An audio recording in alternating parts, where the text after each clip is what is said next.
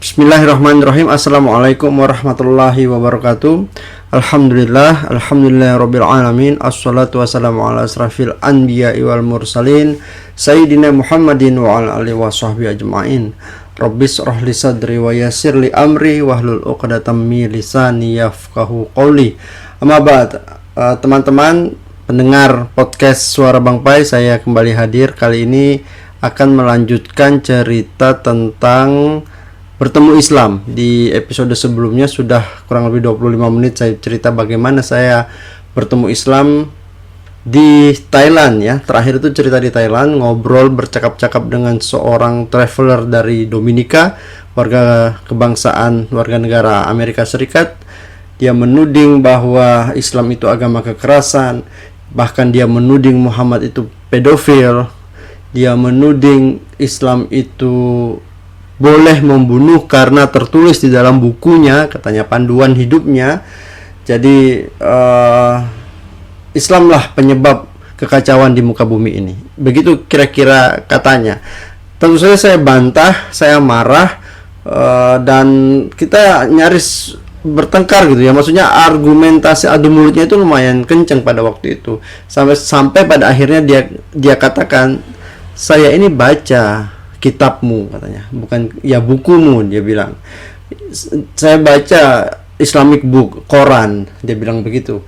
Dan di dalam buku itu tertulis bolehnya kita membunuh, tertulis diskriminasi terhadap wanita, tidak setara antara laki-laki dan perempuan. Apa argumenmu? Nah, saya tidak bisa berkata apa-apa. Saya menyadari betul bahwa selama ini Islam, agama saya itu hanya agama keturunan. Betul, saya mempraktekkan Islam di masa kecil ya, seperti sholat, puasa, dibayarin zakat sama orang tua, kemudian disekolahin di madrasah sanawiyah, lalu SMA masuk remaja masjid gitu. Tapi ketika tamat SMA, berada di Yogyakarta selama kurang lebih 5 tahun, itu hancur hidup saya. Maksudnya hidup religiusitas saya itu hilang. Kehidupan saya yang dipenuhi dengan irama-irama religi tidak ada lagi. Saya berbenturan pemikiran antara sosialisme, komunisme, pluralisme, kemudian menghadapi kenyataan memiliki banyak teman dari berbagai macam aliran, dan semuanya itu jauh sekali dari agama, khususnya agama Islam. Dibentuk 5 tahun di Jogja seperti itu, kemudian ditambah lagi hidup 1 tahun di Jakarta, lalu kembali ke Pontianak dalam kondisi yang sudah berubah total. Apalagi berkesempatan main ke Eropa, berhadapan langsung dengan pelaku-pelaku hedonis. Jadi akhirnya begitulah hidup saya, sampai akhirnya ketemu orang Dominika ini, ngobrolin tentang agama kekerasan. Nah, ketika pulang ke Indonesia, saya lumayan lama ya merenung ya, siapa saya selama ini begitu. Betapa angkuhnya sudah pergi kemana-mana, sudah gaul dengan banyak orang, tapi ternyata tidak mengenali diri sendiri. Itu pertanyaan-pertanyaan itu muncul, kemana nanti saya akan pergi setelah mati? Ketika muncul pertanyaan itu ya tentu saja saya sudah tahu jawabannya, karena sudah dikasih tahu sejak kecil gitu ya. Kita ini orang yang beragama Islam, kalau di dunia berbuat baik maka nanti setelah mati kita ke surga, kalau di dunia berbuat jahat maka sesudah mati kita ke neraka. Dan perbuatan saya selama hidup ini adalah perbuatan jahat. Kenapa jahat? Karena seluruhnya itu melanggar perintah dari Allah Subhanahu wa taala. Apa baiknya menyamakan satu agama dengan agama lain? Apa baiknya tidak sholat? Apa baiknya tidak puasa dan segala macam? Itu sempat saya menangis beberapa kali, bahkannya beberapa hari, maksudnya merenung malam hari, mengingat mati gitu, kemudian menangis. Harus kemana saya? Harus ngapain saya? Tidak bisa berbuat apa-apa selain bersedih ya, berhari-hari itu. Pada waktu itu lagi musim YouTube, teman-teman. Ini sekarang ini kan sudah bukan musim lagi, ini sudah sudah jadi gaya hidup ya, YouTube, sosial media dan segala macam. Nah, pada waktu awal-awal dulu itu ya orang-orang baru-baru saja nonton YouTube, lumayan agak sering dari biasanya gitu. Ini masa-masa transisi lah. Nah, ustadz YouTube itu bermunculan. Mohon maaf ustadz, bukannya ini konotasinya positif ya. Saya menyebut ustadz YouTube itu maksudnya para pendakwah, para penceramah itu di zaman sosial media ini memasuki era ini, mereka mengubah cara dakwah atau memperlebar sayap dakwah dengan sosial media, dengan platform YouTube gitu. Kalau di masjid mungkin yang mendengar hanya jamaah masjid, tapi ketika ini direkam kemudian dipublikasikan ke seluruh dunia, yang mendengar bisa seluruh dunia. Nah, saya bagian dari itu. Saya mendengarkan Yusuf Estes, seorang mu'alaf yang masuk Islam di Amerika. Saya mendengarkan Ahmad Didat. Saya mendengarkan Nauman Ali Khan di awal-awal ya. Saya suka orang-orang itu alasannya simple ya, karena mereka berbahasa Inggris dan saya suka mendengar orang berbicara Inggris. Kalau saya mengerti, sekaligus menjadi pembiasaan bagi saya. Kalau saya tidak mengerti ya saya belajar untuk mencari tahu artinya begitu.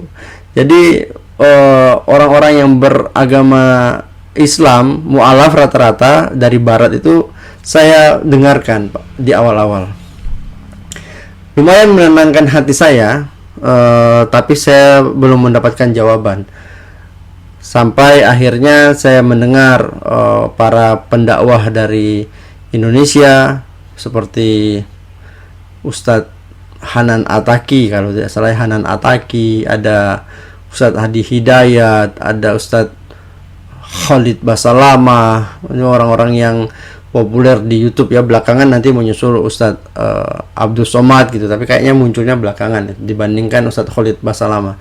Saya mendengarkan Ustadz Felix Xiao, saya mendengarkan Ustadz Salim Afila, saya mendengarkan berbagai macam ceramah orang-orang Indonesia.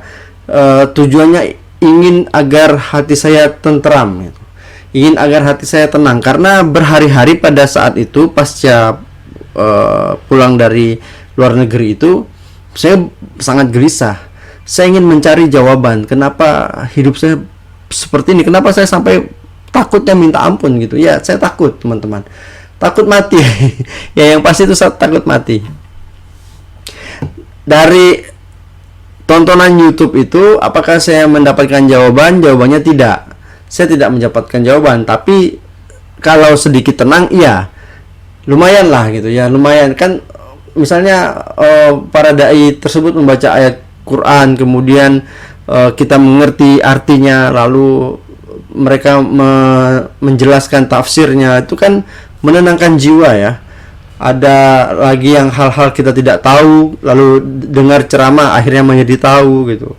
Tapi ada pertanyaan-pertanyaan yang tak terjawab. Saya merasa tak puas karena ini hanya satu arah. Saya perlu diskusi, saya perlu berdialog, saya perlu bertanya dengan orang secara langsung. Nah, pada saat ini pencarian dimulai.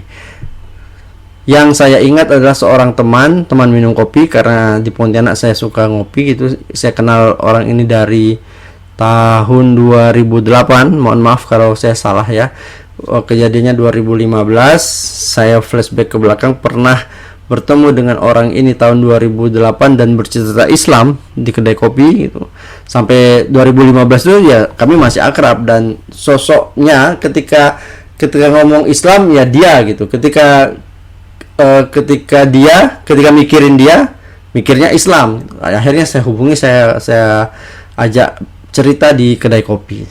Saya bertanya tentang Islam yang mungkin membuatnya terkejut ya, karena kalau dia adalah image Islam, pencitraannya itu adalah pencitraan seorang muslimin yang soleh gitu. Kalau saya pencitraan sebaliknya, astagfirullahaladzim. Jadi saya ajak ngobrol berhari-hari itu tentang agama ini, tentang bagaimana seharusnya kita menjadi orang yang taat gitu. Sampai kemudian dia mengeluarkan pertanyaan yang pertanyaannya itu tak jauh berbeda dengan pertanyaan saya ketika saya nangis-nangis di kamar malam hari, ketakutan itu. Pertanyaannya, dari mana berasal, untuk apa kita hidup, kemana setelah mati. Nah, waktu saya nangis-nangis di kamar itu kan saya kerap bertanya, ya nanti mati kemana? Ke neraka pasti kan. Nah, ternyata ada pertanyaan yang yang berkelanjutan dari sebelum itu. Ada pertanyaan lain, yaitu dari mana asalnya. Sebelum kita dapat menjawab kemana nanti kita setelah mati, kita harus menjawab dari mana asal kita. Lalu kita ada sekarang ini, kita hidup, ada nyawa, ada ruh. Lalu untuk apa kita hidup ini? Nah, jawab pertanyaan itu. Kalau terjawab, maka bisa jadi guidance untuk menjalani hidup ini. Dalam ya teman-teman, ini dalam banget. Ini dialog warung kopi yang cukup dalam dan kita lakukan berhari-hari atau bermalam-malam lah ya. Kalau siang hari teman saya ini bekerja, malam nongkrong di warung kopi gitu. Sampai terus-menerus obrolan ini cukup lama. Dia menawarkan kalau mau kita rutin, katanya. Kalau mau kita rutin lebih serius, tidak di kedai kopi, lalu sepekan sekali minimal ya, 2 jam, lalu kemudian dikasih materi-materi Islam yang sistematis. Ya tentu saja saya mau, kita bikin janji. Waktu itu kalau tidak salah saya yang disuruh menetapkan waktunya, kapan waktunya. Oh ya, keputusan kita kemudian kajian pekanan ini, setiap pekan ini, itu setelah saya betul-betul mengaku bertobat seikhlas-ikhlasnya gitu. Ya semoga saya ikhlas pada waktu itu. Yang saya lakukan sholat, berjuang agar bisa sholat 5 waktu, dan memang ini susahnya minta ampun ya. Waktu itu berhasil sholat 3 waktu, sholat zuhur, sholat asar, sholat maghrib, sholat isya suka dilama-lamakan, akhirnya tidak sholat tertidur. Sholat subuh suka bangun siang begitu. Tapi kalau sholat 3 waktu ini rutin, setiap hari, sehari, 2 hari, 3 hari terus gitu. Memaksakan diri sholat isya, begitu azan pergi ke masjid, memaksakan diri bangun awal subuh hari, akhirnya berhasil gitu. Nah, teman saya yang di warung kopi ini, ya tentu saja dia melihat perubahan di diri saya ya. Teman-teman yang lain juga begitu. Saya beli baju koko, saya pakai baju koko di warung kopi itu. Ini heboh ya, heboh anak-anak kedai kopi lah, karena kan ya wajar, saya pikir terjadi perubahan itu wajar. Bahkan di Facebook itu sempat dibicarakan malu saya malu dibicarakan orang gitu, Pai sekarang menjadi taat. Dan yang saya lakukan pada waktu itu langsung tutup akun Facebook, karena saya tahu godaannya banyak sekali kalau saya masih berada di Facebook. Jadi saya tutup akun Facebook. Nah muncullah kesepakatan kajian itu, kajian mingguan ba'da sholat subuh di Masjid Mujahidin. Disitulah kemudian jawaban demi jawaban saya dapatkan. Awalnya 3 pertanyaan yang pernah disampaikan di warung kopi tentang dari mana kita berasal, untuk apa kita hidup, kemana kita setelah ini, itu dibahas kembali di kajian pertemuan perdana ya. Setelah dikasih tahu tentu saja kajian kita ini bukan untuk merasa pintar, kajian kita ini bukan agar kita bisa berdebat dengan orang lain, menunjukkan ilmu kita lebih pandai dan segala macam, melainkan betul-betul murni karena Allah Ta'ala, taqarrub ilallah, mendekatkan diri kepada Allah Subhanahu wa Ta'ala. Dan ketika nanti kita memahaminya, akhirnya kita juga harus ikut terlibat dalam aktivitas memberi ilmu ini. Jadi saya pada saat itu, posisi saya ini adalah pendengar yang mendapatkan ilmu, tapi sejak mulai itu sudah betul-betul ditekankan bahwa nanti ketika ilmu ini sudah saya dapat, maka saya punya kewajiban untuk menyampaikan kembali ilmu tersebut. Nah, itu pertemuan perdana.